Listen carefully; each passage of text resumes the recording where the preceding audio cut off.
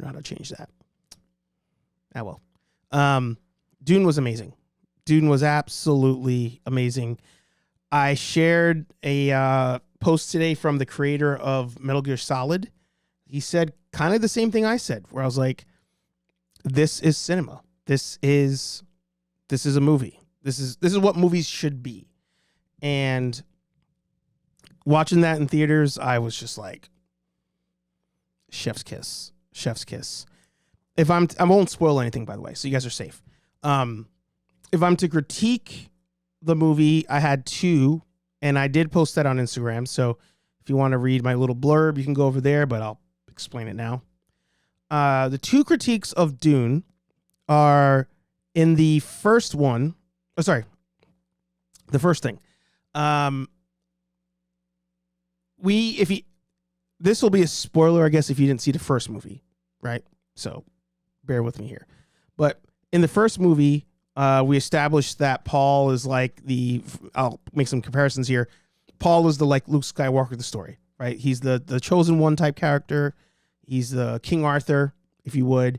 And he goes to live with Zendaya's people, the Fremen. I think they're called the Fremen. That's the end of the first movie. From the end of the first movie to the final conflict of this movie, I'm not really sure how much time has passed. They said two dates in the movie. Like when the movie starts, they say a date. And then before the conflict, they say a date. I didn't take a mental note to say like, oh, this is how much time has gone by. However, they make it seem like months could have passed, maybe even years. But then there's things in the movie where you're like, oh, it's only been like weeks. So that part was a bit confusing. It didn't make sense it doesn't make sense either way. From what you see in the movie, it doesn't make sense if years have gone by or months. It doesn't make sense if weeks have gone by. So that's a minor complaint. Again, it doesn't ruin the movie experience or anything like that.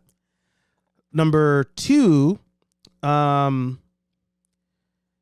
feel like Paul's story, his like Luke Skywalker story, could have been shorter, right? Again, without giving any details. I feel like the movie's runtime is like 2.5, 2:45, somewhere in there. I feel like once you're like 15, 20 minutes in, it's like, all right, I get the idea here. I get what his internal struggle is. Got it.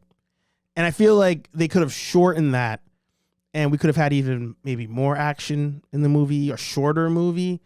But all that to say, when we got to, I looked at my watch, it was like the 2-hour mark of the movie, not including the 30 minutes of wasted time of trailers. When we got to the 2-hour mark of the movie, so 2.5 hours in, I was like, I can go another hour. I was like, you can keep this shit going, and I'm fine. I'm cool with it. So it's great. It's a great movie. I would like a shorter version just for the sake of like, I think some things could have been cut out, but doesn't ruin the experience. So definitely check it out. And I did see that the director made that comment. I posted about it where he said he feels like you can watch this movie without watching the first one. I disagree. The argument could be made, well, when you saw Star Wars: A New Hope, that was episode 4. And they're talking about things that are flying over your head because it's like there's nothing previously to episode 4. So I understand that argument, but I feel like the movie progresses as though you have seen the first movie. They talk about things, they don't explain some things because that stuff was explained and talked about in the first one. So, yeah, I think you should definitely watch the first one before you see this one. But if you run out of time and you only could see this one, by all means.